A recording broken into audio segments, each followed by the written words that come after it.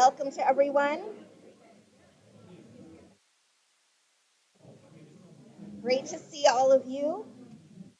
Jordana Balkin. I'm a professor of history here at the University of Washington, and it is a great pleasure and an honor to welcome you to the 2023 Stephanie M.H. Camp Memorial Lecture in the History of Race and Gender.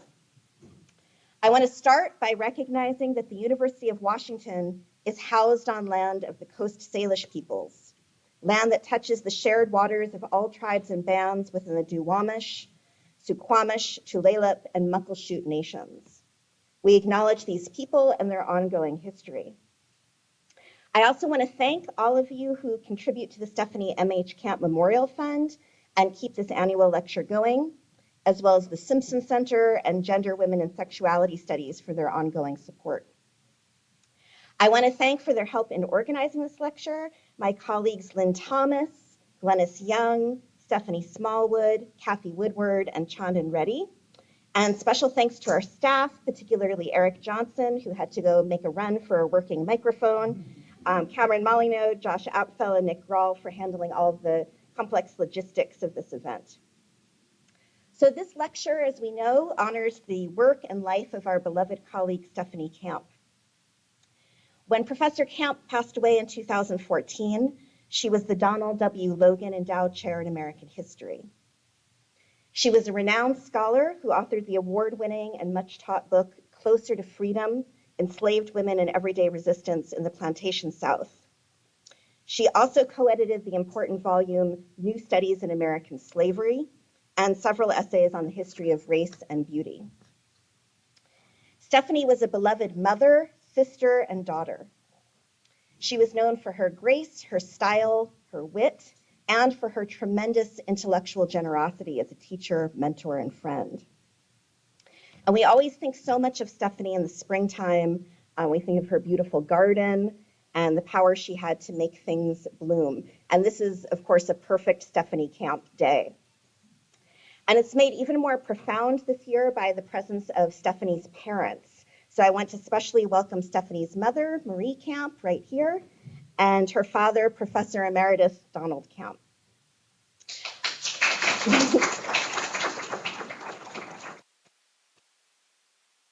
We're so honored to have Don and Marie in person here in Seattle, and to also have Don say a few words about Stephanie. Don is Professor Emeritus of Art at Ursinus College. He is a renowned photographer, recipient of grants from the Guggenheim Foundation and from the National Endowment for the Arts. He's also held an individual artist fellowship from the prestigious Pew Center for Arts and Heritage for works on paper.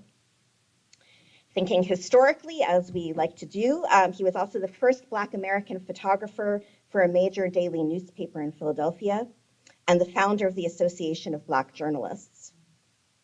In recognition of his impact, the University of Pennsylvania, which of course was also Stephanie's alma mater, is planning to archive Don's work and history along with Stephanie. So please join me in welcoming Emeritus Professor Donald Camp.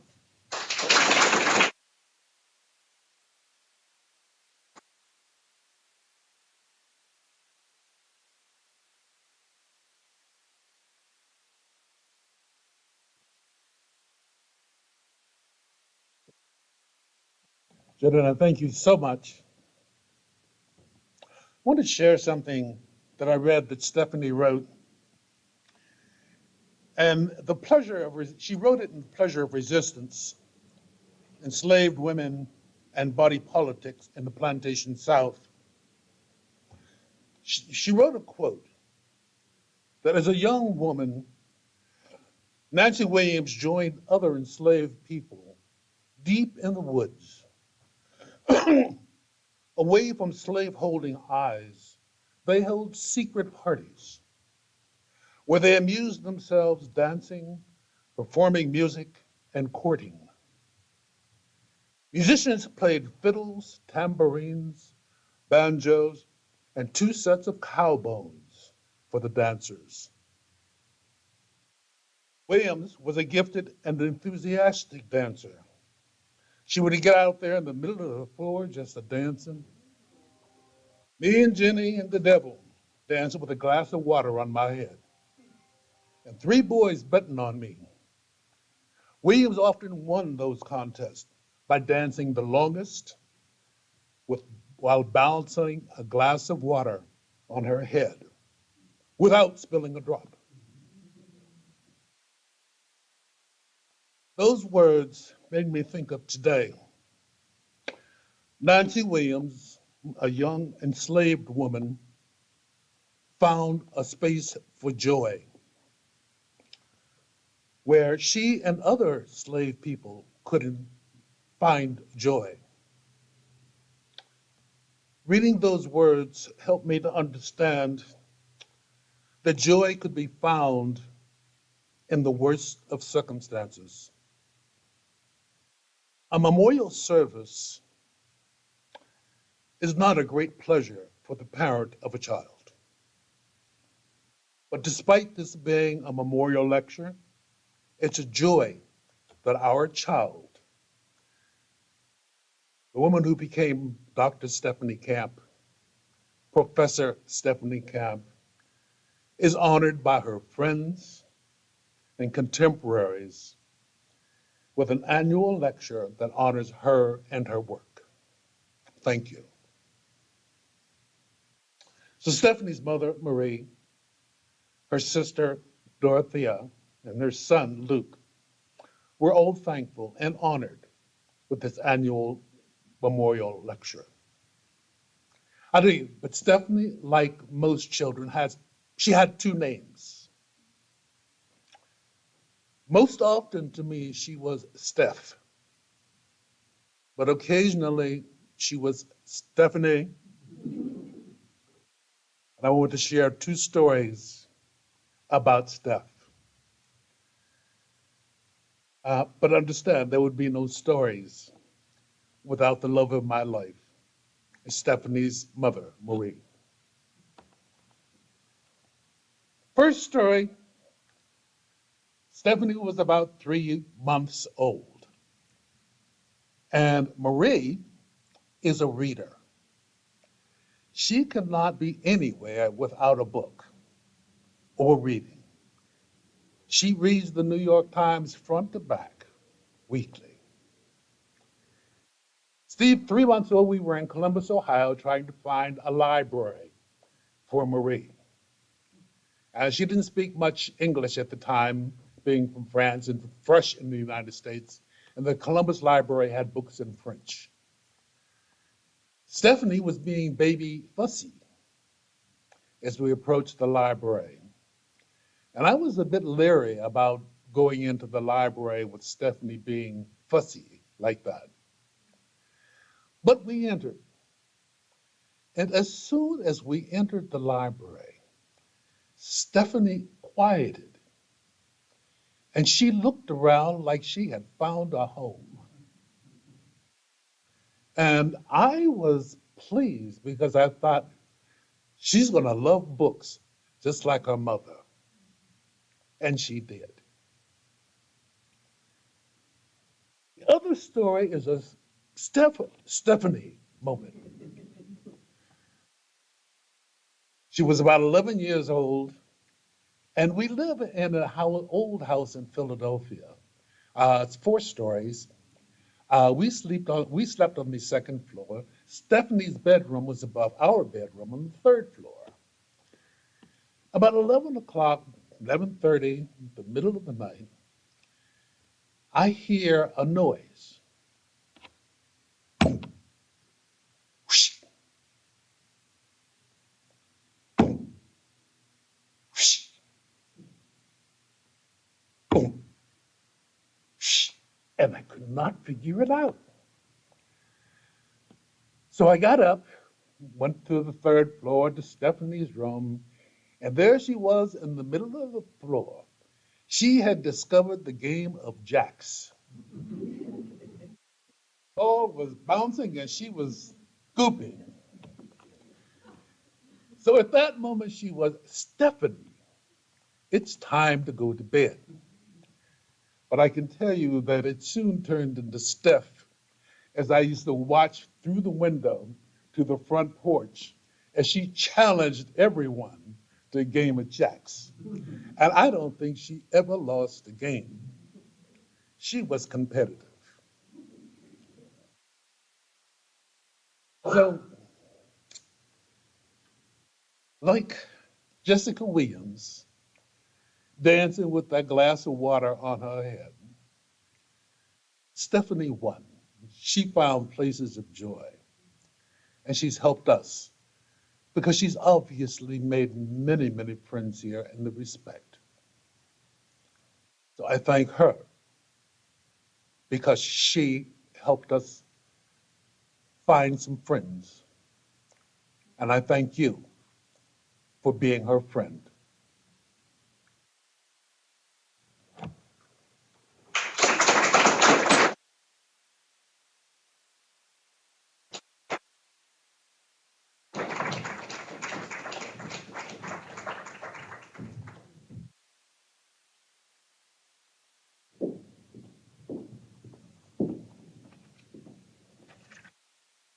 Thank you, John, for those wonderful comments. And I want to add that I have played jacks with Stephanie, and she did win. And it was an embarrassing moment for me, but she had years of practice behind her.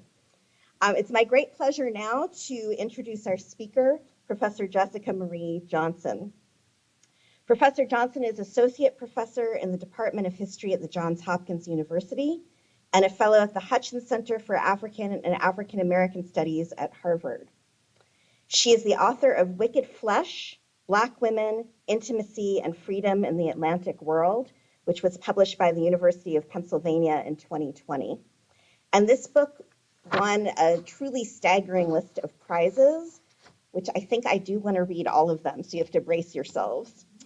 So it was the winner of the Laura Romero First Book Publication Prize of the American Studies Association, the Wesley Logan Prize from the American Historical Association, the Rosalind Terburg Penn Prize for Outstanding Original Scholarship on Gender and Sexuality in the African Diaspora, the Frank L. and Harriet C. Owsley Prize for Best Book in Southern History from the Southern Historical Association, the Kemper and Leela Williams Prize for Louisiana History, the Berkshire Conference of Women Historians First Book Prize, the Rebel Women Lit Caribbean Readers Award for Best Nonfiction Book, an honorable mention for the Polly Murray Book Award, and a finalist for the Frederick Douglass Book Prize from the Gilder Lehrman Institute.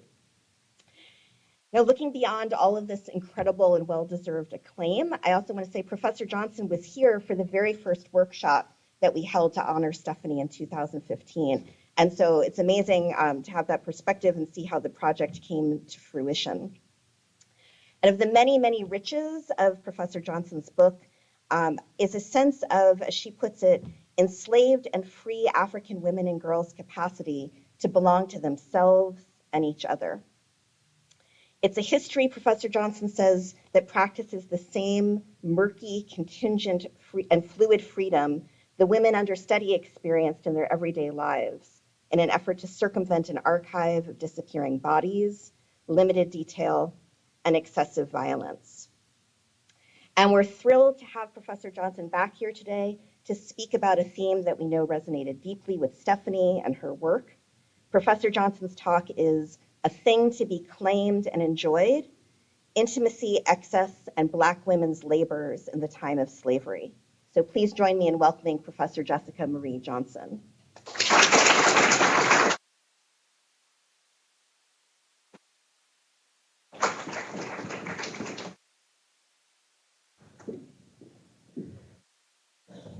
Hello.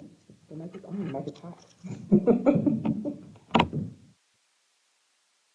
Thank you so much for this invitation to be here and the opportunity to say a little bit about my work, the opportunity to get mic checked as I echo all around the room.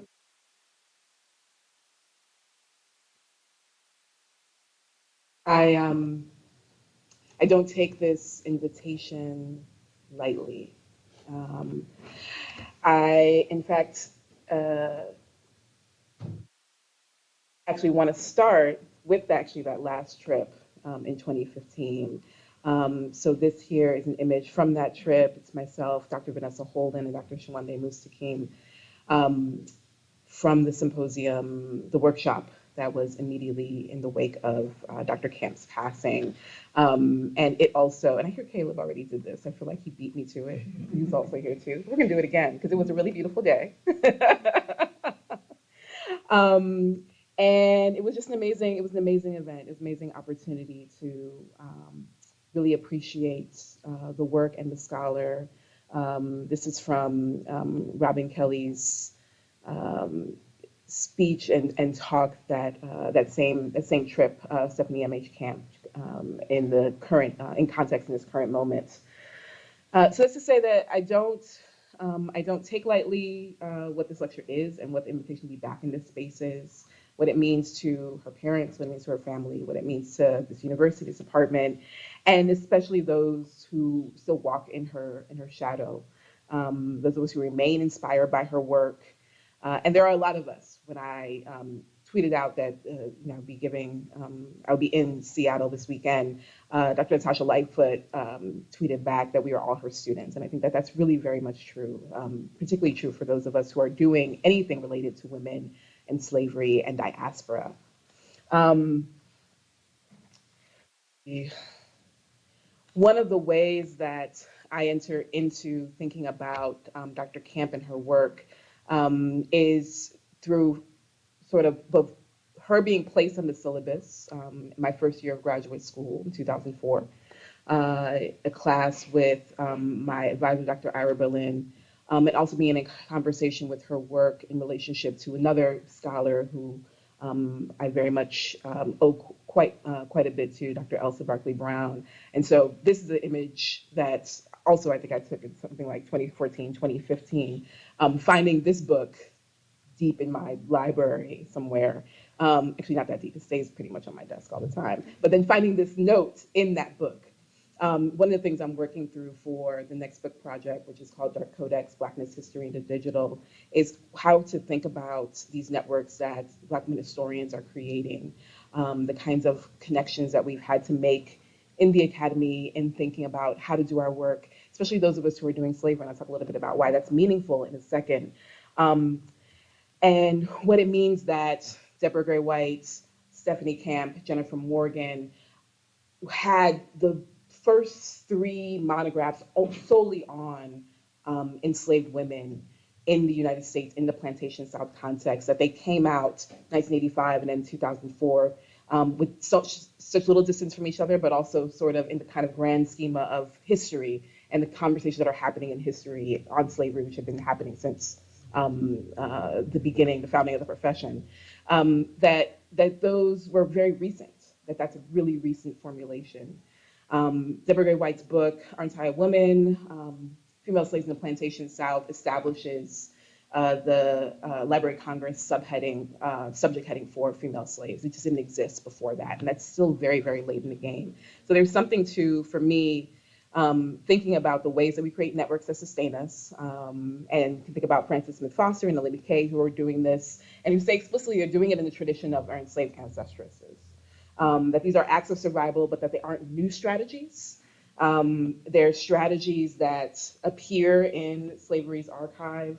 They're strategies that are pedagogical. So for those of us who are students of that archive, students of the enslaved women in them, we're constantly learning from them and also thinking about what are the strategies that they use and embarked on in order to create their own wholeness in their own lives, and how can we bring those into our existence.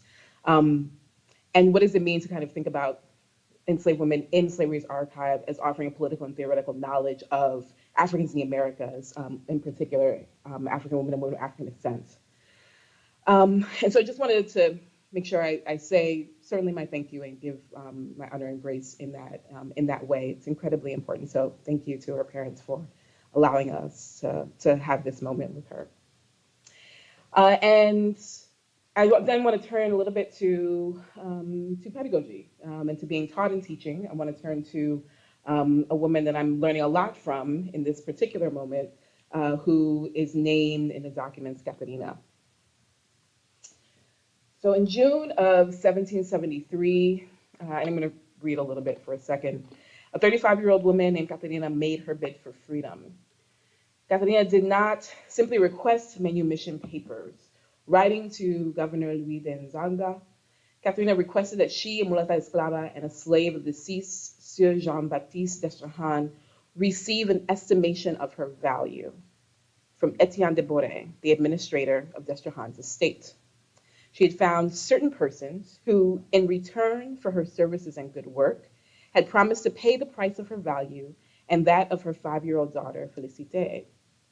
So she requested an appraiser who could provide that price, and she named another gentleman, Don Gabriel Fazende, as someone who could basically advocate on her behalf. So Fazenda, for his part, he also notes his support for Catalina's request. He affirms that he had information that esta mulata is usually sick at work, ordinariamente, that certain accidents had befallen her. He consented to her freedom, to supporting her freedom, and to that of her daughter, and consented to the self-purchase. Among other things, he explained that Catalina, allowing her to purchase herself from the d'Estrahan estate, would allow the estate to sort of use the production of her labor in other Negroes who remain more useful to the estate. So essentially, Fazende is trying to make a case that she's not useful, she's sick, she's ill. Why don't you take her self-purchase, take that price and apply it to somebody else? And elsewhere in the case, there's sort of the apply it to somebody else is actually they're discussing a young child, a boy or a girl who could take her place, essentially. So Boré sort of ignores this request, and we'll get into him and sort of what he's up to a little bit later. He makes his displeasure clear, though. In a document registered on October 6, 1773, he essentially outright calls her a liar. He declared that her claims of service to d'Estrahans were very false, and that she could not have been laboring all her life since, and here there's actually something missing in the text, but since she would have been just a girl and the deceased d'Estrahan did not lack from other servant girls. He claimed her infirmities were also false, and that a declaration from the doctor in the city would affirm this false testimony. Most of all, he further implicated her propriety, purity, and virtue when he named what he understood to be the cause of her infirmity. Mobilizing an array of Atlantic-wide stereotypes of sexualized Black womanhood on his behalf, he stated, if she has any indisposition, it comes from her great debauchery in this city. Now, that said, her supposed licentiousness did not stop him from wanting to maintain her as a slave. In fact, Boré is very clear that he valued her for much more than her ability to tell the truth or maintain her sexual purity. He stated that it was her skilled labor that he required, in consideration that she is a mulata who knows how to sew and wash very well. That is part of what you can see up here in the Spanish. For these reasons, Boré claimed, he could not consent to giving her and her child freedom for less than 600 pesos.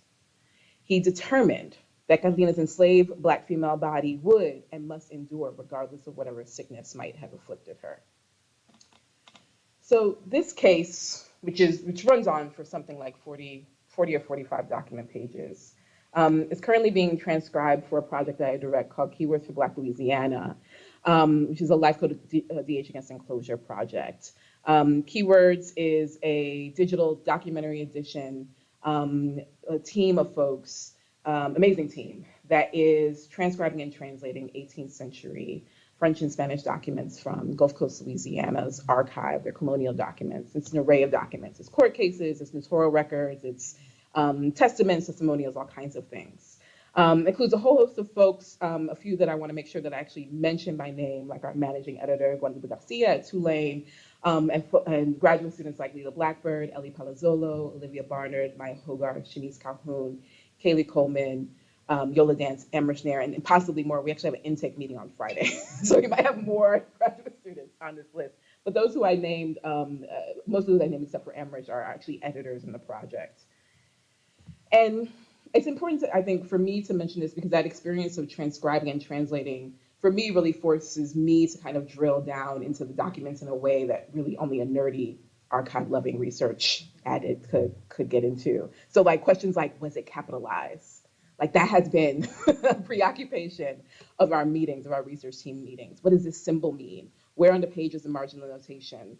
All of these are sort of interesting generally if you're a historian in the archive and you're like reading these documents, but they get really painfully salient, and ultimately in some ways are kind of impossible to resolve. You just kind of make your best guess. So the line on this page that I pulled up is not necessarily the one that drew my eye to this case. I'm actually thinking through this case as part of a co-authored piece with Hallie Mackenzie Ashby and thinking about racial capitalism and the ways that enslaved people understood their value. But something about this particular line continues to jump out at me. It's a detail that I've struggled with ever since, and I've turned again and again to Camp to understand what I'm seeing. So Closer to Freedom is in some ways a little book with a big reputation. It's known perhaps most readily for its discussion of enslaved women's plantation geographies, both the geography of containment as well as the rival geography. Camp writes, antebellum slaveholders put the principles of restraint into practice in everyday life, adding to them their own plantation rules and building geographies of containment on their farms. So plantation owners, Camp is arguing, were deadly serious about that geography of containment. They reinforced it with bells. So this here is part of a bell rack that would have gone around the waist and on the body, so that as punishment, you would always have to be identified by the ringing of the bell and the sound that you make around the plantation. They reinforce that geography of containment with items like this, which is from the WPA narratives, the WPA archives, the photographs, with dogs, with patrols. To be a property owner, a slave owner, a master was essentially, what they were attempting, was essentially to make that also to have control over time and space itself. On the other side, enslaved people also had a geography, which is what Professor Camp begins to argue, a Black geography, one that was guided by, charted, mapped, and outlined by principles of resistance enslaved people used to transgress the time and space of the plantation and the aims of their owners. So Camp is adapting Edward Said's term, the rival geography, to the plantation South. And just as a side note, this is one of the things that I think is really stuck out to me when I first read Camp, this idea that you can bring in theoretical concepts from across an array of disciplines to an understanding of the archive and to an understanding of a time and place in which perhaps there are saliences, but maybe it's not the exact same thing. That felt very like, ooh, that's transgressive at that moment. We do that now, but I feel like we do that now in part because Camp was like kind of set out some of the terms. Jennifer Morgan also does this incredibly well. So adapting Edward Said's term, the rival geography, to the plantation South, Camp writes, the rival geography did not threaten to overthrow American slavery, nor did it provide slaves with autonomous space. The rival geography did, however, provide space for private and public creative expression, rest and recreation, alternative communication, and importantly, resistance to planters' domination of slaves' every move. So it's difficult to appreciate sometimes, even for me, the heavy lift of what seems such like a reasonable formulation, such a reasonable interpretation of enslaved movement and Black resistance. But Camp was speaking back at that time, and I think in some ways still today, in a way that we should still appreciate, a scholarly debate about slavery and resistance that was very much structured by debates around things like the master-slave dialectic, ideas of accommodation and assimilation, binaries of armed revolt and quote-unquote passive resistance. So in this debate, Black people and their ideas about the world are either inscrutable or they're ignored. But their ideas were also rendered outside of knowledge systems of intellectual production, particularly academic ones. So to put it sort of another way, the terms of the debate around Black resistance, even in 2004 when Closer to Freedom was published, were both already biased towards definitions of resistive action that could never, except in the most extreme circumstances like the Haitian Revolution, come to fruition, and also remain tainted by the historical profession's 1890s obsession with white racial reconciliation in the aftermath of the Civil War. And that's not to say that things had not changed since the 1890s. Certainly they had markedly. And it's important to think about some like really key works that were part of that: Sterling Stuckey's Slave Culture, John Blassingame's Slave Community and Slave Testimony, which people don't take up slave testimony enough, but in thinking about a world in which debates around the authenticity and whether or not there's bias in abolitionist testimony, in slave narratives, in even WPA narratives, John Blassingame stepped in and said, actually, we're just going to take up enslaved people for what they said and for what they're arguing. And so there are certainly very important works that emerge in that time period. But there has been a reluctance in the field to turn as on a pivot, to quote Earl Lewis, toward Black social and political life. And Camp actually remarked on this herself when she was discussing the rival geography. Studying the rival geography, she wrote, requires a leap of the imagination, for it was space charted by movements that were by design hidden and as a result, little documented.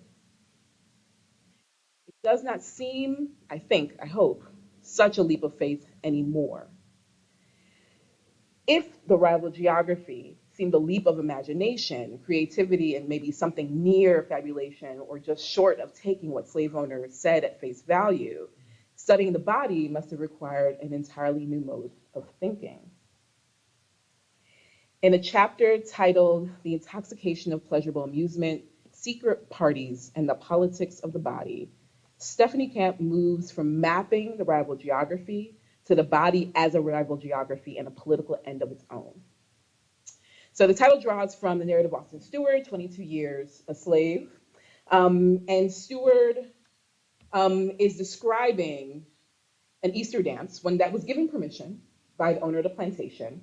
And he talks about some of the aspects that become part of thinking about this intoxication of pleasure music, the creating of that other kind of space for pleasure. So he talks about the careful preparations being made, the reclamation and reparation of slave owner property in hogs, sheep, calves, and poultry, as enslaved people stole those back to be used for the guests who are coming for this dance. So although this dance is being given by permission, by slave owner permission, there is subterfuge involved. There is reclaiming of labor, reclaiming of like physical items involved. And even though it is given permission, the kind of secret spaces of the rival geography are incredibly important. So that enslaved cooks, for example, took to strategizing how to create enough food to feed guests, and enslaved people who were attending were strategizing what to wear, how to get everything done without being seen as shirking their daily labor for their owner.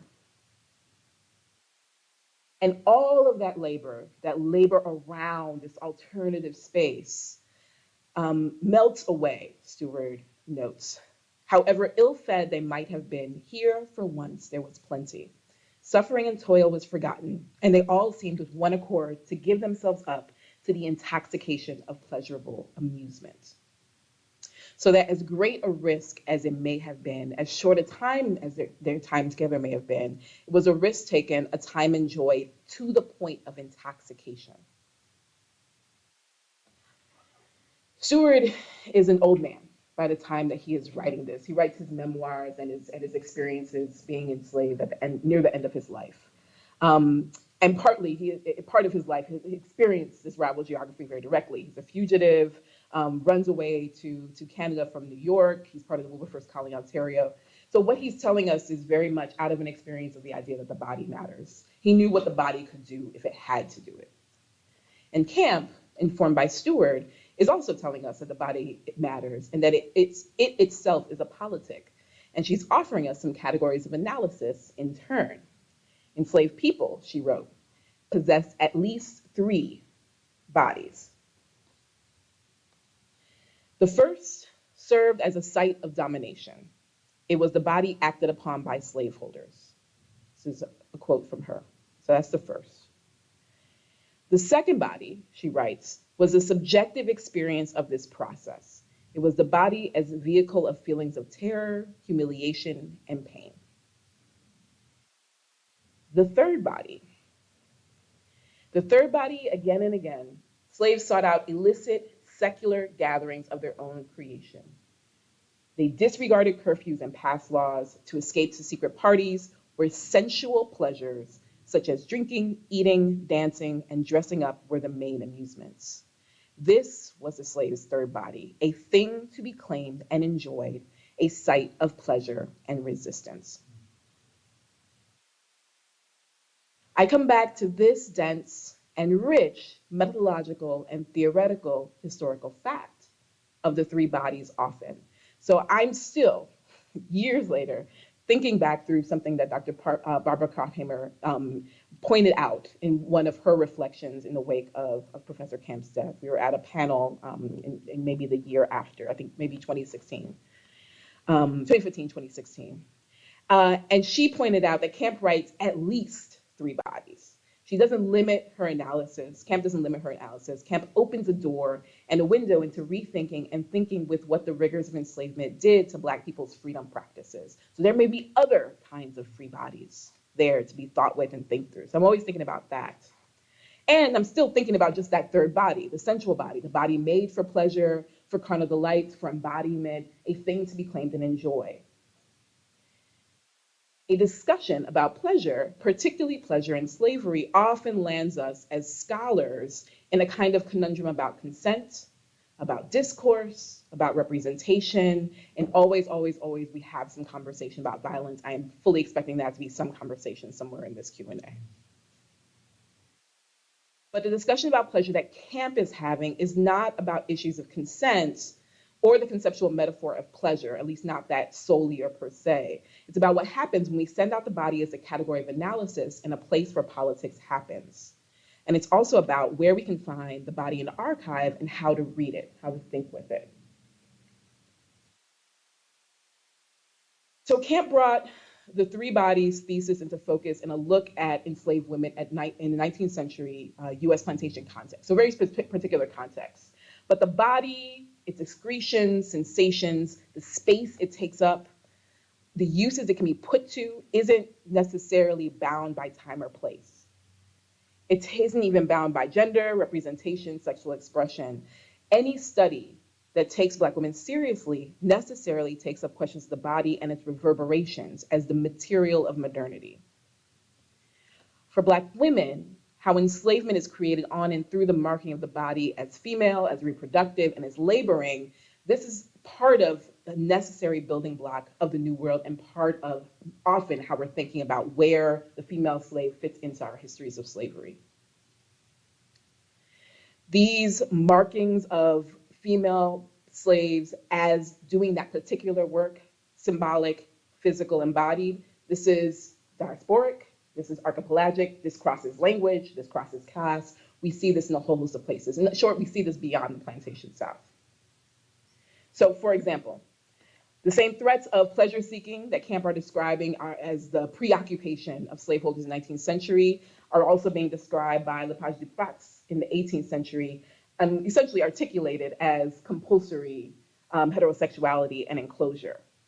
So this says in English, therefore make it your, this is not my translation, this is the English translation of this same volume, the Pratz Histoire de Louisiane, History of Louisiana.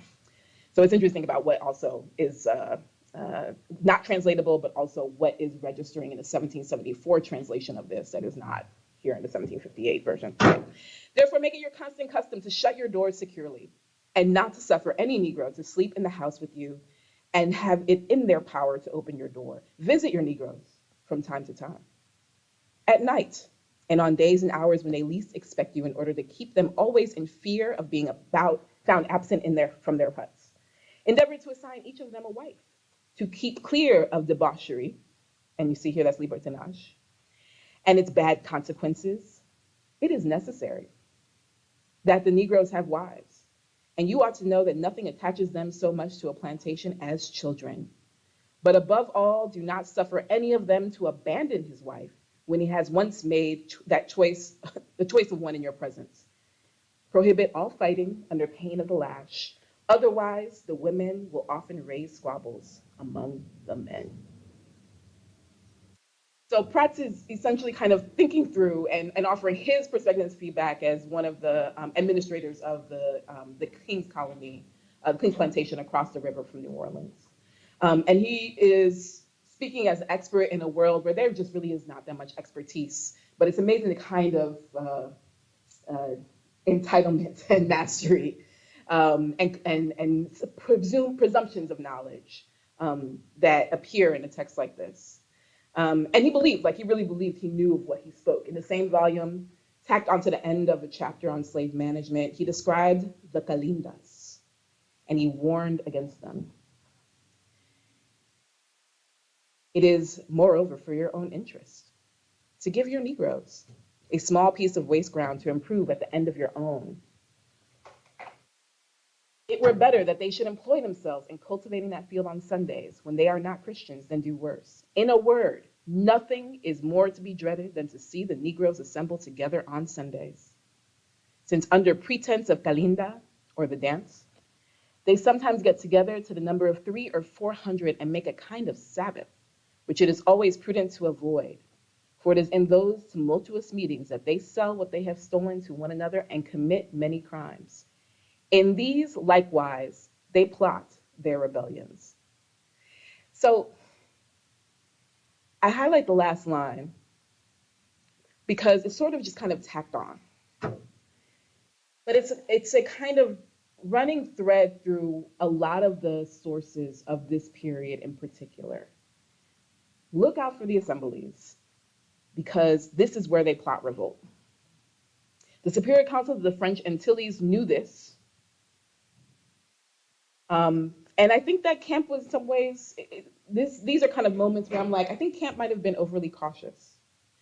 I think she was overly cautious possibly when she warned that the rival geography, quote, did not threaten to overthrow American slavery, nor did it provide slaves with autonomous space. And that might have been the case in the 19th century, and maybe the case in the United States, US plantation South. But in the 18th century, in a French Atlantic that's still barreling towards the Haitian Revolution, in a French Antilles that would experience the Haitian Revolution, this rival geography and its pleasure nodes, these very much did threaten an overthrow, and they knew it. The Superior Councils of the French Antilles knew this. They passed many laws over and over against assembling, a fruitless struggle to prevent libertinaje. In 1749, and these are all the ones from Cap Français, which some of them applied across the French colonies, Martinique and Guadeloupe, some of them did not. 1749, there are orders to stop the balls of the mulâtresses and négresses in Cap. In 1758, they passed another law about policing the slaves. Slave owners are prohibited from allowing assemblies and superstitious ceremonies that certain slaves are in the custom of holding. In an ordinance in 1762, prohibited are the negs or the mulats from assembling in the dance, and even the free blacks, neg libre, have to get permission if they're going to gather. By 1765, even that permission has been revoked. Free people of color as a whole are prohibited from gathering for feasts. 1772, let us forbid under the same penalty as above to the people of color and to free Negroes the night dances or the calendas. So the calenda is also is both an actual physical kind of dance in some places and sort of a word that is drawn across all gatherings that are African or Black-centered gatherings. 1779, free people of color, they have moved from just preventing the movement of space or the gatherings themselves, the assemblies. Now they're moving into sartorial politics, and we'll talk a little bit more about that in a second. People of color cannot affect the dress, hairstyle, style, or bearing of whites. They cannot ride in carriages. They cannot own certain home furnishings. Meanwhile, back up the road on the Gulf Coast of Louisiana, 1751, Governor Vaudreuil passes another police code to augment the Code Noir, of which there have been a couple. 1685 is the first, 1724 is the next Louisiana one. This 1751 police code, here men like the Prots and Superior Councils throughout the colonies passed over and over laws that could in fact control not just the movement of Black bodies, but their spaces of play. So the three are actually wrapped up together: pleasure-seeking, surveillance, as well as revolt. And they're wrapped up together in the minds of masters. So this section, parts of this here, of the police code, show some of the ways that this is also feeding into what is going on along the Gulf Coast. And one of the great things that keeps drawing me back again and again to the research along the Gulf Coast, research in Louisiana, is that it gives us this opportunity to really see the ways that empires in collision are in collision over Black bodies and control of Black labor and Black life. And Black people are also navigating and incredibly aware of which empire they're dealing with and what's going on. So jumping over briefly, Carolina's story, the Spanish were also doing their best to complain about la ociosidad of Black women. So my rough translation is here: the idleness of the negras, mulatas, and the cuateronas libres, very prejudicial. And those who engage with them, and engage here is like, it's like a sexual engagement. It's not just engage, we met you. It's like, well, I engaged you.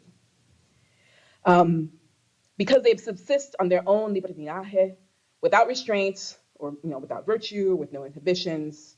It's kind of very Catholic overtones of like you're supposed to kind of contain yourself, control yourself. For this, I reprimand them, order them to separate from vice and to work. For in the knowledge I have of them, they do not hide their crimes coming out in this province. And there's actually something literally torn from the paper, and I'm really mad about it because this line here seems to be the money line, but we're never going to know because there's the sections of these where the lines are is where it's torn out.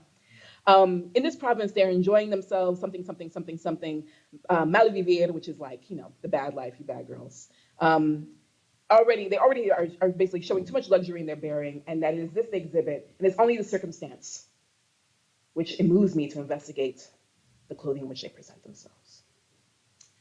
So this, if for those who are familiar with Louisiana law, at least, in Louisiana context, this is the text, part of the text that is the 1786 Mando de Buen Gobierno, which is also known in the Louisiana world as the Tignon Law. And I definitely want to kind of just shout out really quickly Jonathan Square, who's doing some amazing work on thinking about sartorial politics and the Tignon Law in particular, and a lot of the myths and the kind of characterizations that go around it, the ways that the Tignon Law in Louisiana and Gulf Coast world has shaped how color, phenotype, class, gender presentation, femininity, feminists, all of those are enacted and strategized around, and how that's all taken up in a Louisiana context. It's incredibly complex. The work he's doing is very important. And that sort of actually brings us back around to like the three bodies as a thesis. So for Black women, there is work that the discourse, capital D discourse, has done to make and unmake our bodies, to put them in symbolic and grammatical, to think with Spiller's, service to empire. The discourse is pandemical. It's how and why a discussion about bodies can take us across the diaspora and through the archipelago almost without stopping.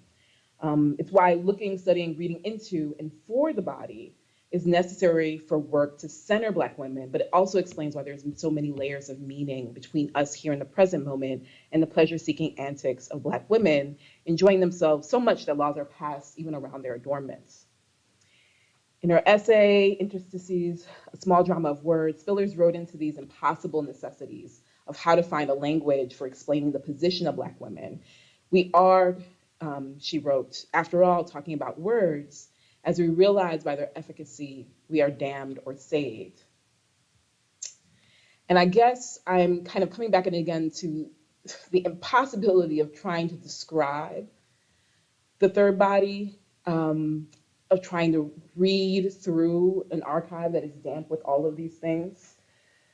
Because Camp does something in Closer to Freedom that I've yet to really kind of fully replicate or even articulate as a method, but can sort of feel my way through if I'm in the archive.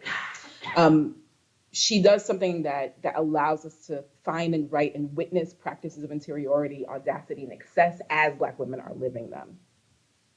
It is, I think, what I imagine Amber Jamila Muser is describing when she describes the excess that attends Black women at the point of sensation as pleasure. Muser describes it as brown jouissance, which is, quote, in contrast to an ecstasy that imagines transcending corporeality, brown jouissance is a reveling in fleshiness, its sensuous materiality that brings together pleasure and pain. So Muser's musing on things like the epistemologies of fleshiness, and Camp's stressing of materiality, of the importance of really kind of attending to physical bodies in space and what those bodies are doing, bring me again and again to not just the disintegration of flesh, but also its softness. Not just the punishment of bodies, but also the dizzying adrenaline of theft, of subterfuge, and stealth. The three bodies thesis as historical method, even in my own sort of inability to walk through it as text without moving through it as feeling, is also what Mecca Jamila Sullivan, I think, is describing in needing to find ways of like destabilizing canon, of breaking and remaking genre, of building new languages for making meaning of Blackness and its gendered formations, like the Black woman and the whole array of gender forms that trans and revise and reject binaries. So Sullivan is calling attention to what she describes as the interstitial hermeneutics and a new attention to the nuancial, and specifically Black queer poetics. In other words, Sullivan is arguing that the very order of knowledge that makes it difficult to see that third body through layers of violent legal prescription it's actually possible to dismantle it. It's possible to think about what ways we might remix it and put it back together in a whole new formation, so not as itself, but like let it go and think about something else, and how that's already happening in the work of Black queer creators, artists, makers, and particularly Black lesbian creators. And so this is where I end up back with Catalina, believe it or not. By the time Catalina stood before the Cabildo, Boré had been a guardian of the heirs of the Destrehan estate for about 2 years. He was born in Illinois country, but he spent most of his time in France. And it was his marriage to the Destrehan's daughter that essentially sort of led to his arrival in the colony. In Louisiana, under French dominion, Boré's marriage to this woman, Jean-Marie, would have placed him in the inner circles of political power, guarded by and safeguarded by the Francophone Creole elites. And this included access to the properties of a landowning family. But what happens is that as Boré is arriving back, the Spanish transfer of power and take over power, imperial power in Louisiana. That shifts the center of gravity in the colony from France and the French Caribbean to Spain and Spanish administrators in Spain and Cuba. Spain's imperial priorities for its colonies centered on expanding sugar cultivation in Cuba and Puerto Rico, not really in investing in Louisiana, much less what was the Destrehan's sort of claim to fame, which was indigo production. So this may have been why this sort of precarity, potentially, of resources, of mastery, of shifting empires, that Boré, on behalf, presumably, of his new Destrehan kin, is both purchasing a sugar mill, hiring a Saint-Domingue engineer to lead the transition of the plantation from indigo to sugar, and also challenging Catarina's claim for freedom and her issue of coartación. Boré's disdain for Catalina bleeds through the manuscript page, exceeding the formulaics of the coartación petition template.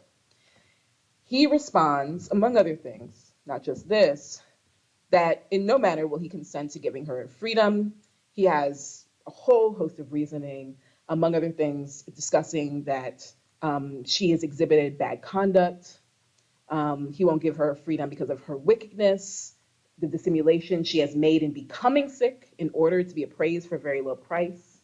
And then he claims some kind of legal pieces of things where he's the executive estate, he can't really break up the estate, et cetera, et cetera. All of that is sort of tacked on to the end. Really, what comes through is a kind of seemingly unnecessary vitriol against Catalina as a person, as a laborer, and as a supplicant in these cases.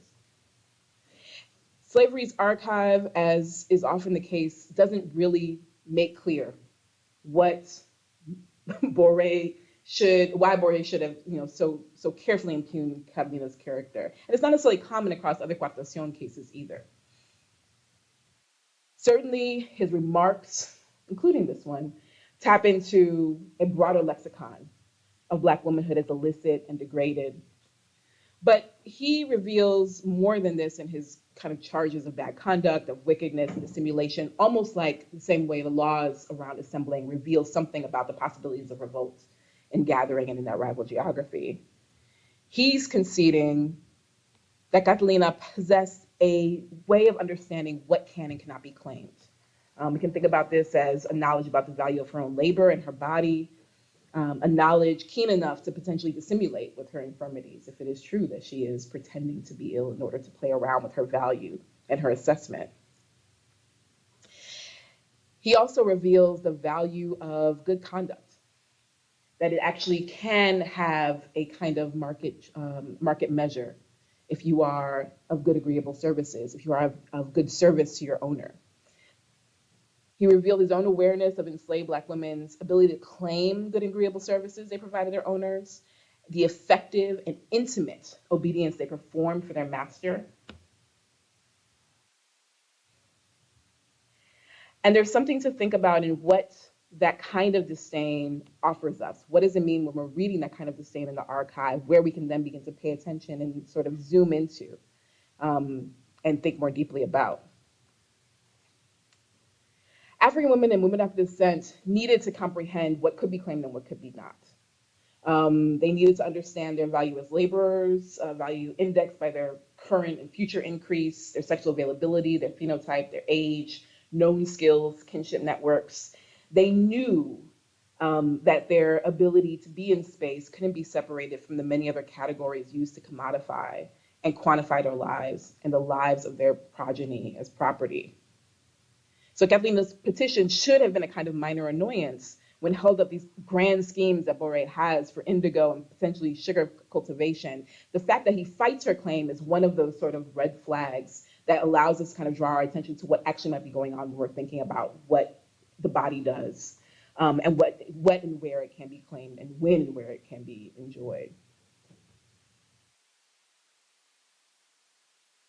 There's another piece here that I myself actually find it hard to focus in on, in part because I think Catalina keeps trying to distract us from seeing it. But it's a piece where Catalina, in this particular Cuartación case, is actually trying to get not just herself free, but her daughter. So we have a way of thinking, thanks to Camp, Morgan, and so many others, of the positioning of enslaved women and the experience of bondage as very much configured around reproduction, matrilineal inheritance, and the ways that owners are sort of always judging their future increase. But Boré is keeping his grievance focused on her bad behavior and her subterfuge. He's not really discussing across these documents her future increase. Catalina is also really not trying to draw a lot of attention in this case to the fact that she's bringing her daughter with her. And actually, as part of this case, she has other children that she's not making part of this Cuartación piece. So while Boré doesn't make a specific line item, argument for preventing Catalina's Cuartación based on her future increase, he is doing based on her sexual behavior.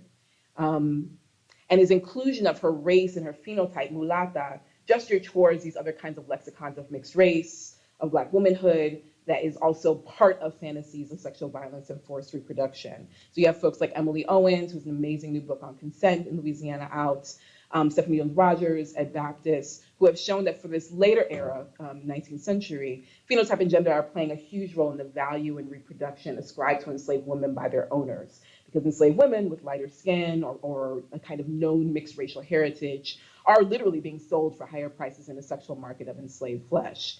Catalina's reproductive value to Boré is a kind of subtext, but even here, he's kind of ignoring the actual lived increase on the existence of Félicité as a 5-year-old, labor that he stands to lose in this instance.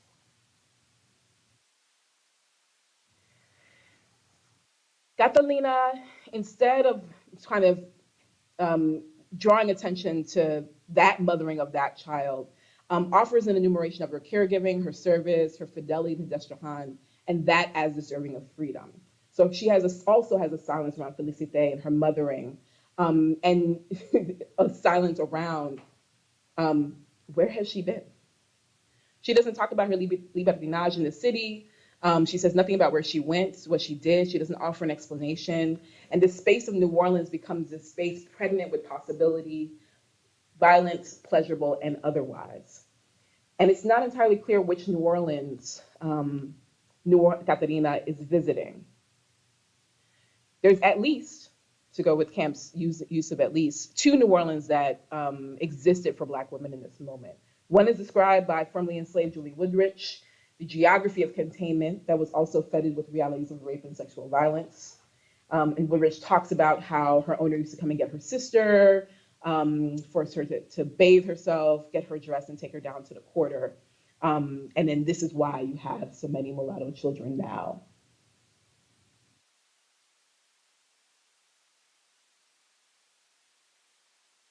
And then there's a space of New Orleans that is also the space of the Place Congo, the space where the Calindos occurred, the place where, for example, to quote, the inhabitants, sailors, Indians, and slaves run around freely, inside as well as beyond the town. They meet in multitudes of Negro cabarets frequented by slaves who have fled their plantations, either due to laziness or want, and who survived by trading stolen goods. And that's an anonymous letter in 1750. 1786, you have that same Bando de Buen Gobierno talking about los tangos, o bailes de negros, que ordinariamente se hacen en la plaza en los días de fiesta, tampoco podrán comenzar hasta después de vespers. So the tangos or dances of the Negroes that ordinarily happen in the plaza on feast days can no longer begin until after vespers. Not prohibited per se, they have to start after. And then as late as 1803, you have Pierre Clement Lusseau in his memoirs talking about how people strolled in Sunday finery in New Orleans. And the Negroes and mulattoes in groups of 4, 6, 8, some from the city, others from the country, challenged each other to raquette de sauvage. I was invited to one of these contests where the bets rose from 5 to 600 piastres. So we have multiple libertinajes, multiple geographies that Catalina could be enacting just off of that sort of one, zooming in on that one line in that piece. Now for Camp, the public-private nature of pleasure seeking is actually an important distinction that she makes. So for her, a key feature of the third body in that dance space was its search for pleasure and non-terror sensation beyond the gaze of owners.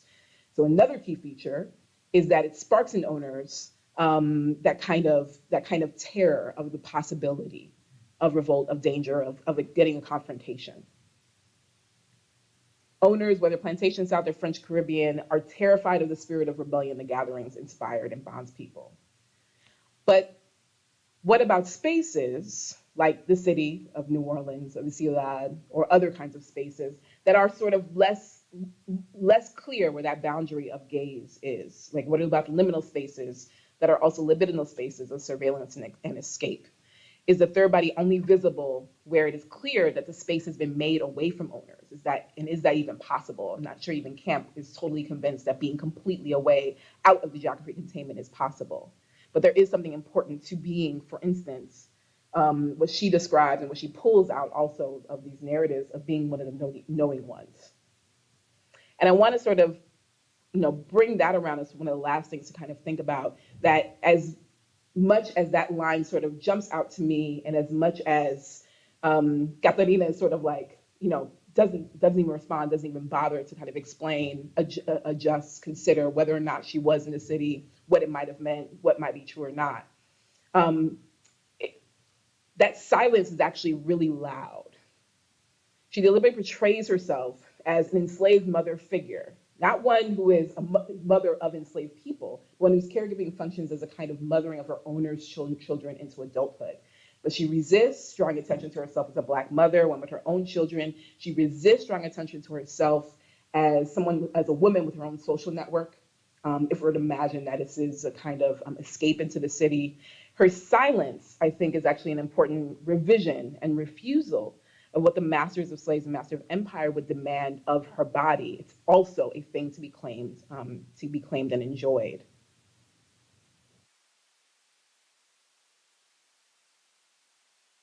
For me, I think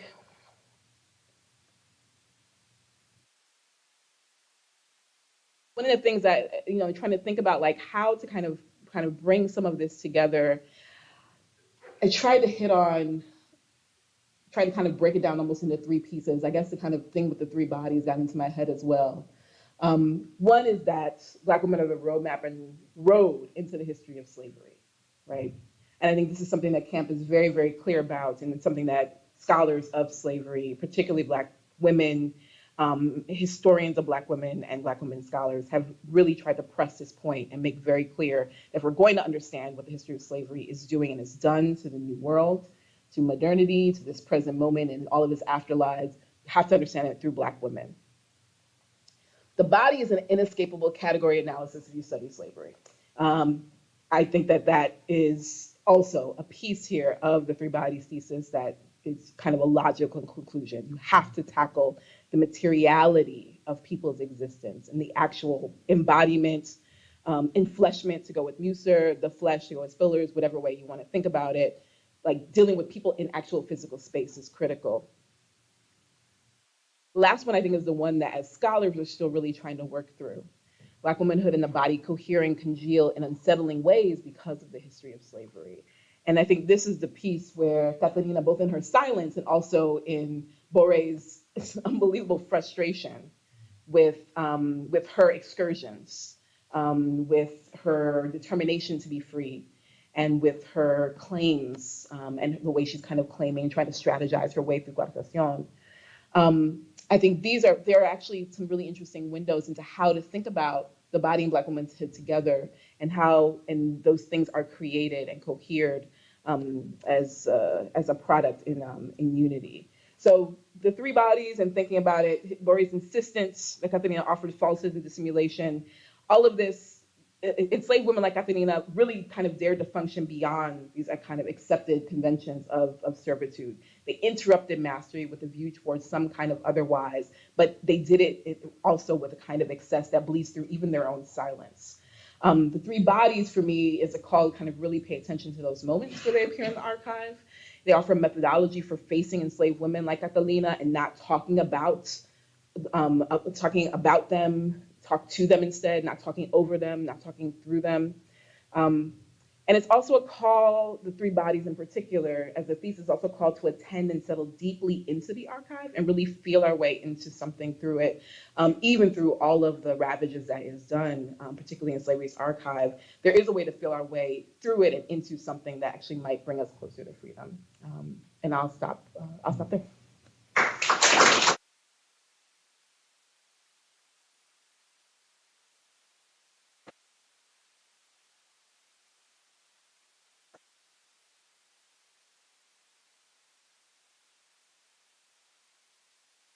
Thank you, Professor Johnson, for that wonderful talk, which gives us so much to think about. We have time for a few questions. Maybe I'll field them, and Professor Johnson can stay mic'd and stay there.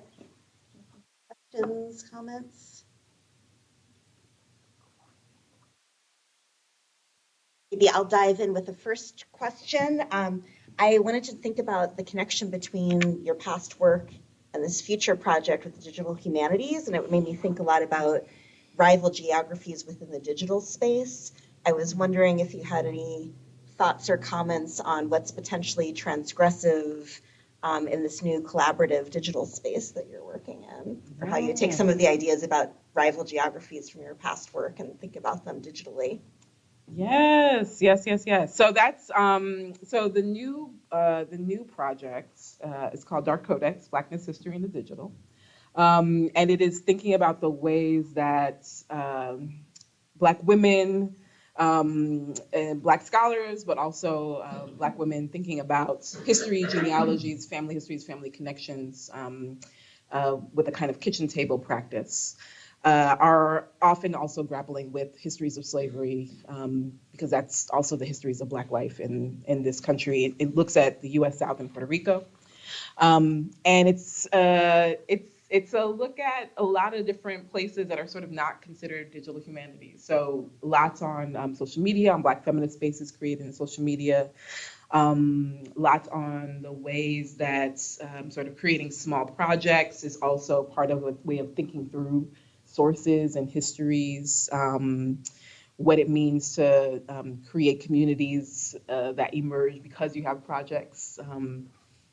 So yeah, and it comes back to New Orleans quite a bit.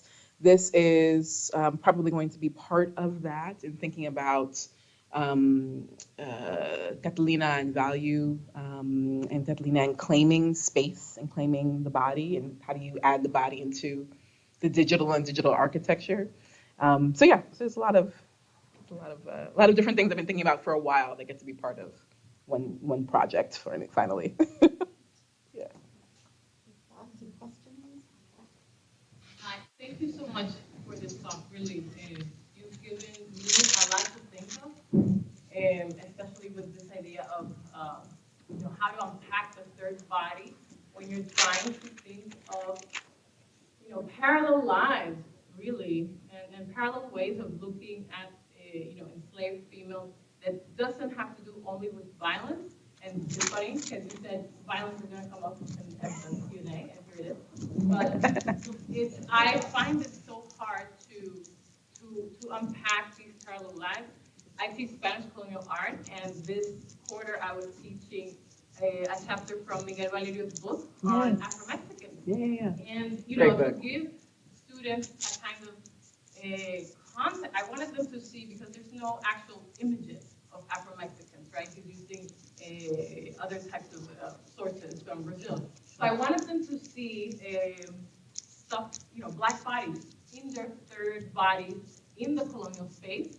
And so I showed, Chica da Silva, the film, not the soap opera. So I had to see 30 minutes of it, and at the end of it,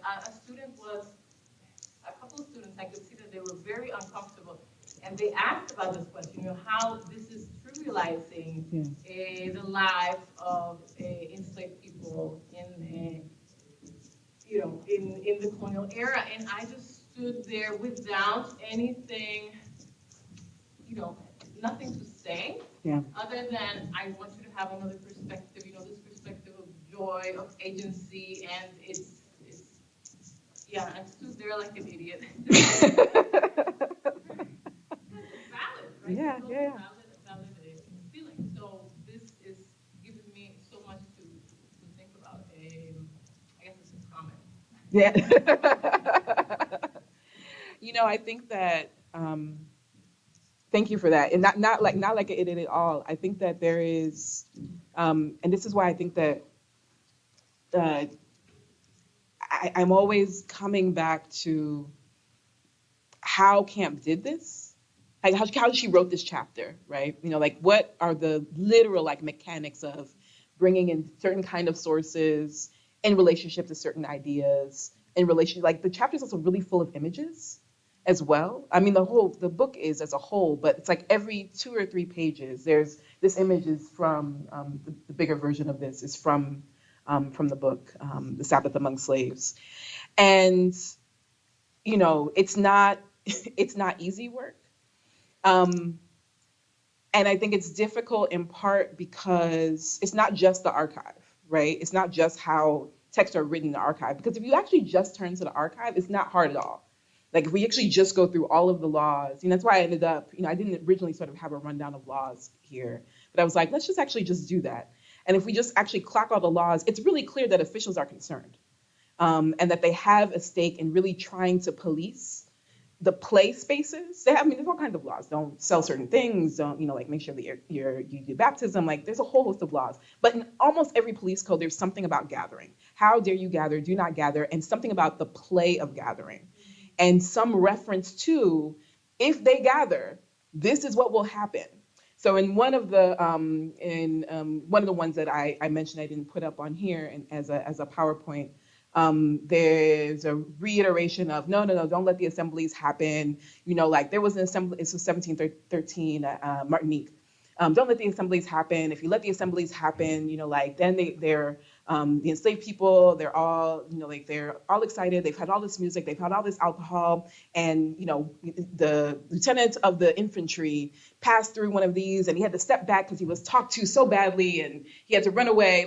There's references. So the archive itself is not confused about what a threat of gathering is. And in that, we can read that. And in the frequency of the laws and the frequency of these mentions, we can read that enslaved people are also they're gonna gather regardless, and the punishment is not the punishment is not small either. There's a punishment for the owner if your enslaved person is caught, and there's a punishment for the enslaved person, including things like the physical punishment of wearing a bell or a collar or whatever else, along with cutting the hamstring, the fleur de lis, and yet they're risking that.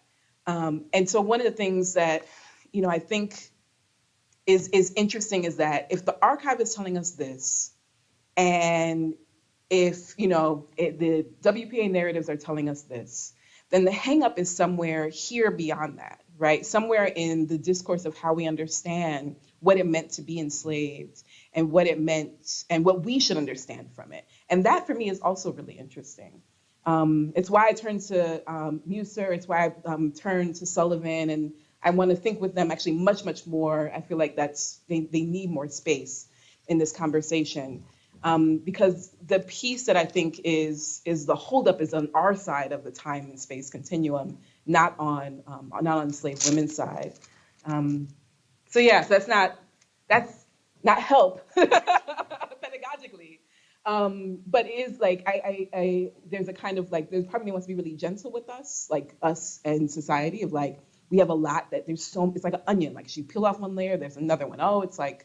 It's this, it's that, it's representation, it's that there's not enough sources. No, that's not true. It's that there's so much violence. Yes, there is also that, but then there's also this resistance. Okay, it's that, the resistance looks like this. There's always something else. And holding, being able to sort of just see, in this case, Black women, but enslaved people broadly for who they are in the world is, it's not easy. It should be really easy, but it's really hard. So that was something that Camp did, and like magnificently, and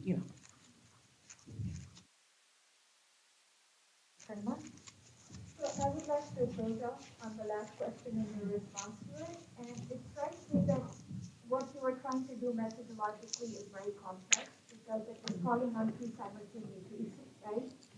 One is the fact that the three bodies that Stephanie talked about were never just bodies. They were also minds, and she refuses to make it a binary distinction, right? These are bodies that feel, that hope, that resist, that get mad. So that's one level of simultaneity. And the other is the suggestion, which you seem to be doing in this talk, that one could experience all three bodies at the same time.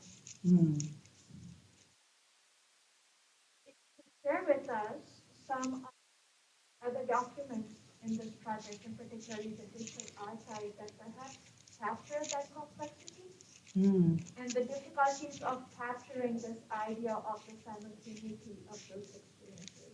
Because it seems to me that perhaps part of the threat here is from the enslaver's perspective. That the body that labors and shows could be plotting and strategizing, but also experiencing pleasures that are not sanctioned. And that very word libertinage captures in many languages freedom, right? An excess of freedom. Excess, yeah. Right? And it seems the more they are trying to control the mental part of that space, the interiority of the people they are trying to literally terrorize, the terror reflects back on them. They seem to be swamped with it. So I'm just talking, I'm very struck by the many layers that I'm kind of hearing in this talk, and I was wondering if you could slow down and talk to us about the simultaneity factor of this. There's a case in 1764. I've talked about it in other places. I love it. I'll talk about it anytime anybody gives me an excuse. So thank you. There's a gathering in New Orleans, also. Secret gathering. It's at the home of a woman named Mama Kumba. Or it goes by Mama Kumba. Her actual name, when the documents come to the Spanish, not the Spanish, the Superior Council, they call her Julie. But she says, I go by Mama Kumba. She's in her 50s. And she is gathering with 4 or 5 other individuals, mostly enslaved. There's one free woman, I believe, Maria Ram. There's Cesar, there's Fatima, there's Louison, who is Mama Kumba's sort of like, her compatriots. They're both in their 50s. They're the older ones at the event. And so they're having this gathering. It's a secret gathering. You're not supposed to gather, right? So it's got to be secret, even if it's like secrets. But it's a secret gathering. There is food. They're roasting a pig. And Fatima is making what becomes known in Louisiana as gumbo. She's there. She's waiting for the filet to arrive, which is like the sassafras, the thickener. And the continent is okra, and Louisiana is sassafras, derived from Choctaw, I believe. And that's important because the filet is pilfered. So it's stolen, they know it's stolen filet. What they don't know is that there's a guest that Cesar is bringing with him named Louis. And Louis appears. Now they originally are like, oh, you can't join. We don't know you.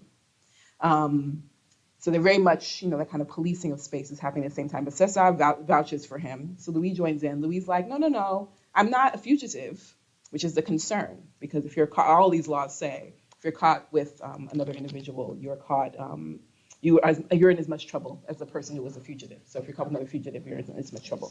He's like, no, I'm not a fugitive. I'm on pass. Like I have a pass from my mistress. She's all the way in Illinois country. She said I can come down here. It's fine. So everybody's like, all right. And it turns out he sticks around. He is in the community for a little bit. There's some suggestion that he and Mama Kumba have a relationship that is more than friendly. There's some suggestion that Louis Son and him have a relationship that's more than friendly. He is caught by officials, in part because him and Cesar are running around the city shooting guns. You really cannot make these documents up. This is why we're trying to transcribe and translate them, because you cannot make up what's in these documents. They're in the city running around shooting guns, so they get caught, and then that's when they're interrogated. And it turns out Cesar is, running around shooting guns, so he's in trouble. But Louis has no proof that he's actually on pass and everything. Mama Kumba is brought in and interrogated. Louis Son is also brought in and interrogated. And in the end, Cesar and Louis are executed. Mama Kumba and Louis Son are sentenced to watch the execution. And the gathering presumably is dispersed. That is a gathering that is an incredibly Senegambian gathering. So Fatima, Mama Kumba is Mandinga. Fatima is an Islamic name, so we're presuming that it's Senegambian. Louis Son is also African. Maria Ram is also an Islamic derivation of Miriam. So that's one of the other instances that just comes to me to mind in thinking about that. All of these things are happening at the same time. They're creating space and policing it in literally the same moment.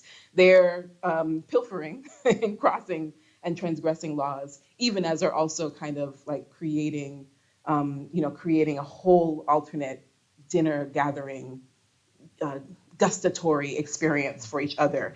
They're very much African, and it's very much a Senegambian space. And also, they're very much experiencing this world in which Blackness is also being co-created and is also being created as a thing of terror.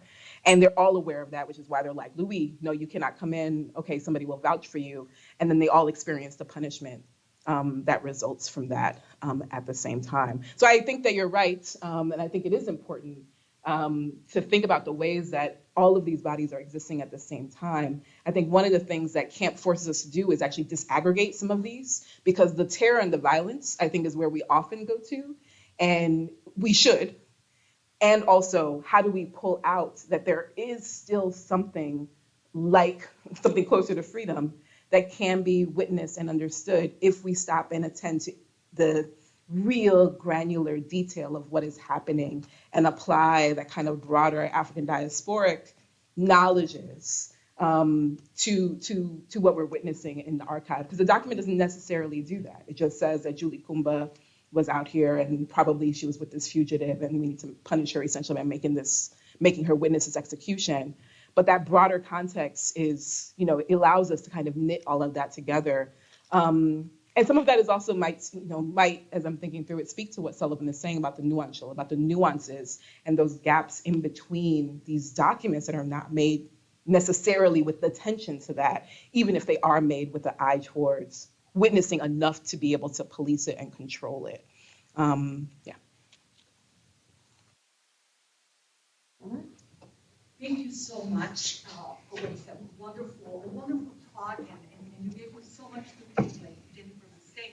I just was curious about how are in this work that we're trying to do in thinking about women and women's pleasures, how I cannot think of gatherings without thinking about Afro-derived religious spiritual rituals. So I was wondering if you can talk about that, in particular, pleasure, not only as dance, but also as a level of community care, self-care, spiritual care. And I think in many ways this talks to what Purnima was trying to get at, it's like it's not only the defiance of the body-mind is defying the divisions, between body, mind, and spirit in any way.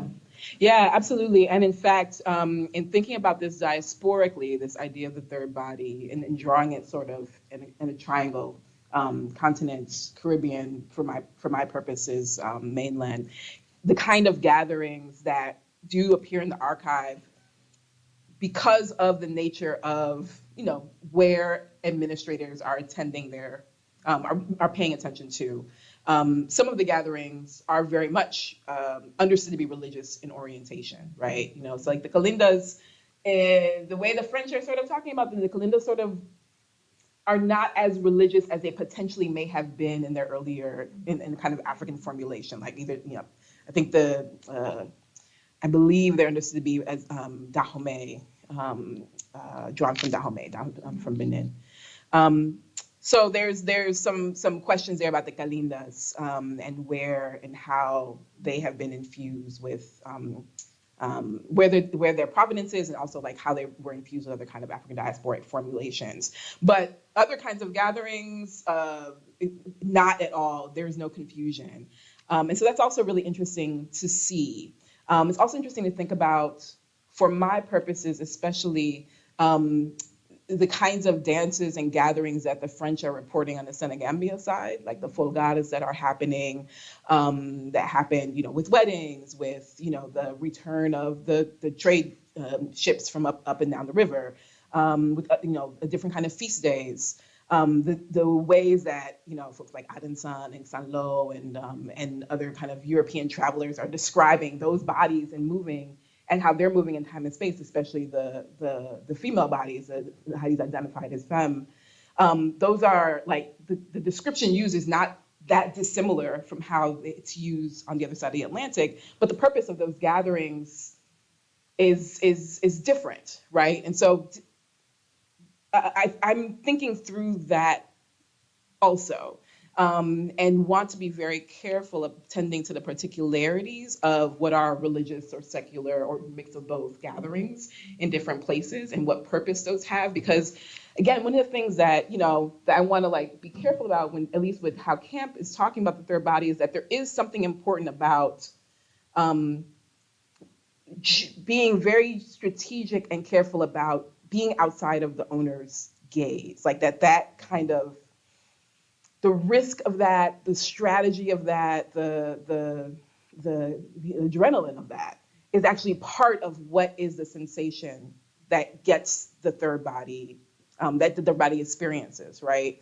And that is not necessarily the same scenario in other parts of the Caribbean or on the kind of Atlantic African context. But there are also, there are also other kinds of pieces there that could be really interesting, like the ways that those are part of other kinds of religious communities, other kinds of rituals. So it's a dance, it's a balance, right? The other thing I think about is, what are the ways that we're sort of, not to already sort of assume that the question of privacy is not also the case elsewhere. So there's a lot of ways that, for those of us who are working across, particularly multilingual archives, like the way that folks empires talk about a thing occurring, sometimes it can be, you see the thread, right? Like here, I wanted to clearly show, there's a clear thread, owners, administrators, officials, there is a real concern. And also, there can be very important differences in the discourse that don't necessarily reflect the purpose of the gathering. And so, Adenson talking about the folgars and the women were so beautiful and they were doing this and that, his sort of discourse around that may mirror this kind of discourse that is happening with DeSalle and some other folks on the America side, but that may not actually reflect what the meaning is on the ground. And that's another careful dance. So it's like a horizontal and a kind of vertical situation to kind of figure out. But to speak also back to this question of how these are operating at the same time, violence we often come back to. Spirit's the other easy piece that people kind of come back to. And that's to say it's easy, but to say that there still is a kind of, sometimes there is a deflection to spirit as a way not to deal with embodiment and not to still grapple with the carnal aspects of what might be going on. So that's the other piece that I think is, again, sometimes is operationalized, where it's like, yeah, it's religious. And it's also like, well, nobody said that, Anyway, we got a feeling right here, like Bettina Judd has written an entire book about the carnal nature of religious expression, the whole chapter on feeling. So for folks who want to think about the secular and the sacred at the same time, I suggest you guys pick up Bettina Judd's book. We have time for just one more question, Chandon. Thank you so much for this incredibly brilliant and rich talk. And I wanted to maybe pick up on your last comment really about the carnal. I heard you to be suggesting to us in your really illuminating discussion of Stephanie's work that the archive as a kind of repository of power, knowledge of empire gives us both the master and the slave as imagined positions of liberalism's sense of freedom and suffering. But that Stephanie could see that there was a contradictory space in which a third category existed that were the knowledge, the practices of enslaved people to break the archive's ability to catalog their knowledge, and that give us an opportunity to think with them and to think of their actions. And she called that sensual pleasures, and you called sensation. And I really appreciated your account of looking at the sort of earlier period, of the kind of histories of racial capitalism that kind of really begin with the prior to the industrial period, the mercantile period, where there's less emphasis on the industrial production, and there's less emphasis on the value of the enslaved person's progeny as the commodity, and the management of the body for commodification of birthing and reproduction. And that history of Louisiana, you suggest that there's actually a kind of management of the sensual body being spoken of, and that we maybe have not thought enough about the management of the sensual body as part of racial management and racial capitalism, and that Black women's beauty as a category, or Black women's bodies as a category too, helps us understand this other history of racial management of sensual affects, of the sensual as a force, etc., in the city. And so it made me think a lot about Stephanie's second project on Black beauty, and where she might have been. So I was so appreciative that you give us an opportunity to continue to talk to Stephanie and her thinking on beauty. And sorry. And I was thinking of Saidiya Hartman's book. I'm wondering if the Beauty and Beautiful Experiments, which is really a critique of Du Bois's notion of sociology and sociological power in industrial capitalism, might actually have a resonance with the beauty that you're seeing in 18th century French Empire, and the different era of capitalism, the mercantile period, where it's not, again, about the value and beauty as the commodified body enumerated through empirical categories, but beauty as a kind of new domain for the management of sensation in a kind of different order of power that Du Bois is a part of, ironically, in the era of U.S. empire. Thank you for that. I think that when I was trying to think through this and coming back to this, I was really taken aback and surprised by, and shouldn't have been, by how really kind of sticking with the three bodies or the third body, like, lead directly to that next project, to her next project, the one that she was working on.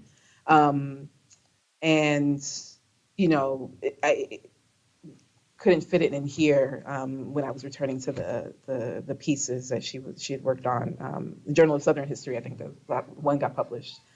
But it just seemed like such a clear line. Like once it was like, oh, like if you sit with some of these questions, of course you're going to start thinking about beauty. Of course you're going to start thinking about the way that the sensual and sensation are also a place of politics and also being worked on by empire, and that there is a value to it, and had been for a while. And I'm going to put a pin in that because I'll come back to that in a second.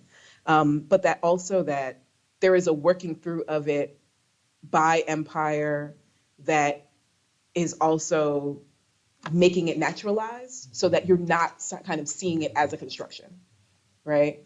And it just, yeah. I mean, I cannot wait to be kind of like come back to that work and like really sink my teeth into like the pieces from the second project, because it makes that connection makes so much more sense now. Wayward Lives absolutely is very much part of this, very much something that I'm thinking through all the time and thinking about like how to find like the riots against the plantation, the chorus. At the same time, and this is an and, not a but. At the same time, and, in going back to Catalina and thinking about coartación and libertinaje in the city, her mulatidad, mulataje, all of these things together, these have been conversations, and I think in the French certainly, but definitely in kind of the Spanish context that we've been having for a while, and for whatever reason have not put that into the kind of general understanding of slavery and how it operates in a Spanish Caribbean context, so I would argue broader, and certainly in context of slavery, slavery and slaveholding societies, which is to say, the work on this, I think, is I think so much of it is coming out now, and now is in the last 10 years. So Tamara Walker's Exquisite Slaves, Diana Terrazas Williams on African women, free black women in New Mexico. Adriana Shira has work on Patchwork Freedoms on 18th century Cuba, and I'm very much indebted to that work because she very explicitly is like, there's a value that is being placed on caretaking by enslavers and by enslaved people, many of them women, and that's part of what the Coartación project is doing in this 18th century period. Enslaved people are claiming a value of that caretaking and that work, that enslavers are like, no, that was just your duty, that was just your grace. That's why they call it good and agreeable services. But enslavers are resisting it because to put a value on it means that there's something else that you can then actually claim is yours, is your belonging, is some exchange and something transactional, not something you just do for your family or something you do for honor, por poder or caridad or whatever it might be. So this is actually something that is happening in the 18th century moment that, for I think a lot of reasons, and in particular, a lack of attention to gender and Black women's bodies and how they operate in enslaved spaces has not sort of risen to the kind of shared discourse within both folks who are thinking about the Spanish colonial Caribbean period, but also slavery broadly.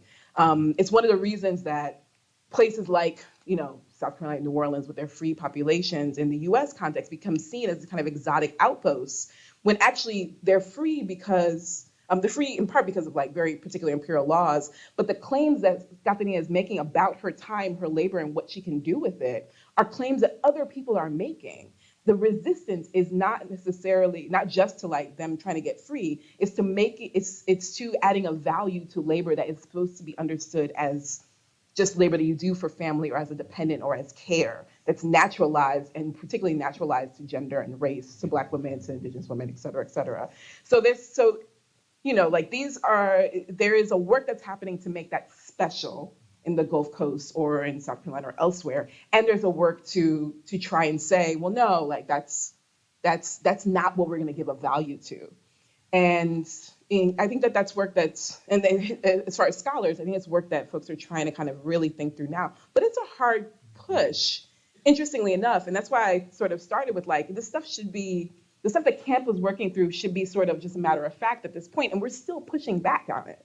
And we still get pushback on like, oh, was this really resistance? Oh, but they were still slaves. Oh, you know, that didn't really do anything for the person or the body or whatever else. And this, so it makes it harder, even harder to make that other move of saying, well, these people are claiming that I cared for your children, so you need to pay me back with freedom. That's a value judgment as much as it also a claim to freedom and Black humanity. You know, there's some real kind of conceptual disciplinary hurdles and resistance, but I think we have to keep pushing. And you know, I imagine that's, I don't know, maybe that's where camp was going, but I think that querying of beauty and discourse of beauty is really provocative, and I'm hoping that a lot of us can get even more into that. That's a great place to stop. Thank you for this looking back and looking forward. And